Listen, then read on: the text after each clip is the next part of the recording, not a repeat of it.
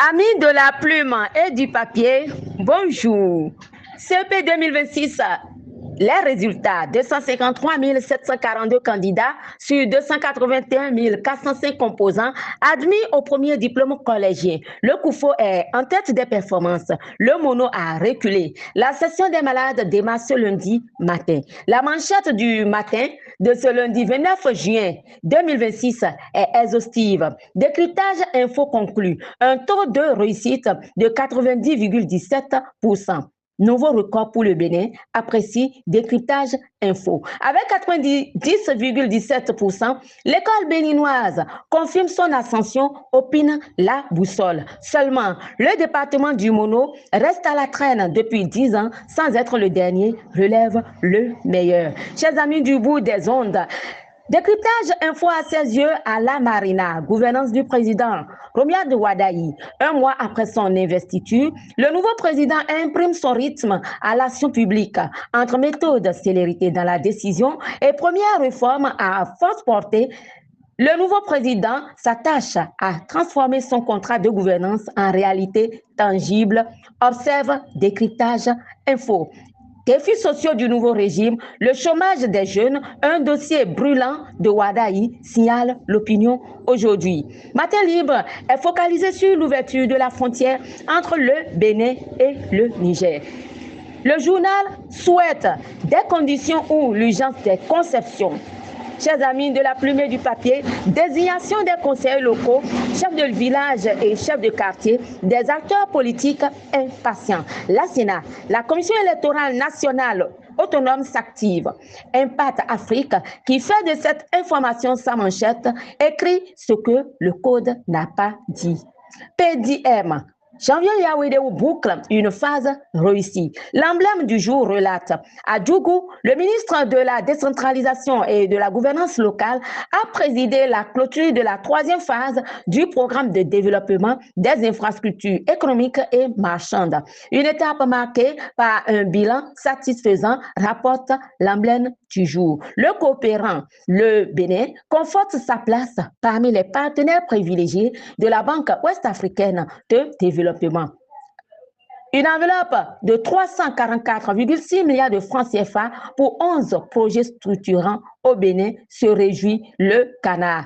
Et puis, Candide Azanaï, des polémiques autour des conditions de sa détention. Le journal Le Matin fait part de ce qu'il appelle des manipulations et contre-vérités de Maître Baparapé, l'avocat de Candide Azanaï. La boussole revient sur cette actualité. L'administration pénitentiaire refute les allégations montées de toutes pièces. Elle accuse l'avocat et son client de manipuler l'opinion, révèle la boussole. L'administration pénitentiaire répond aux déclarations de Maître Baparapé, signale Libération. Dynamisme Info Analyse. Conditions de détention de Candide Azanaï entre démenti de l'administration pénitentiaire et la lettre du détenu. Ça fait deux versions non conciliable. L'événement du jour choisit de faire ses propres investigations. Il signale depuis quelques jours une vidéo de l'avocat Baparapé relative aux conditions de détention de Candide Azanaï circule. Voici la vérité des faits, titre l'événement du jour. Du même avis, l'informateur complète Azanaï. Les mensonges et les vérités. Au dit de l'informateur des deux versions, il est aisé à l'esprit averti de faire la part des choses et de se situer. Chers amis du bout des ondes, avec le chronomètre, allons à l'Okosa où pour l'unité spirituelle, Togbeyemti rassemble chrétiens, musulmans, vaudous pour la paix au Bénin. C'est le chronomètre qui suit cette actualité. France 24 nous amène au Burkina Faso où le gouvernement annonce rompre ses relations diplomatiques avec la France. Le journal Diakpata évoque les raisons de cette rupture.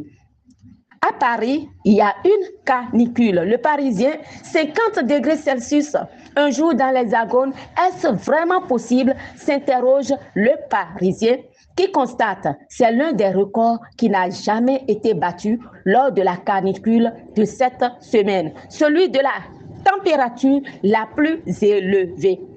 premières éditions des Olympiades nationales d'intelligence artificielle, le Bénin sélectionne ses futurs champions, informe Décryptage Info. Renouvellement ou non de l'encadrement technique des guépards, Romuald Bokor exclut le retour des aventuriers incompétents, nous dit Libération. Écho de la Coupe du Monde, nous sommes en 16e de finale et puis l'Afrique change de dimension, le rêve. Désormais possible, l'Afrique rêve du sacre, rapporte La Boussole. Le journal signale que 9 équipes ont été qualifiées, 9 équipes africaines sur les 26 ont été qualifiées pour les 16e de finale, dont la Côte d'Ivoire, l'Afrique du Sud, le Ghana. Et ce sera l'essentiel des informations de ce lundi. Amis de la plume et du papier, toujours avec nous, des publicités, c'est possible. Nous sommes suivis au Bénin, dans la sous-région à l'international, sur les réseaux sociaux, sur Tadagbe Info. Appréciez-vous notre initiative, votre soutien nous soutiendra. Excusez la tautologie. De la fidèle Tamandaro à Gossa, je suis l'œil féminin des médias. À demain.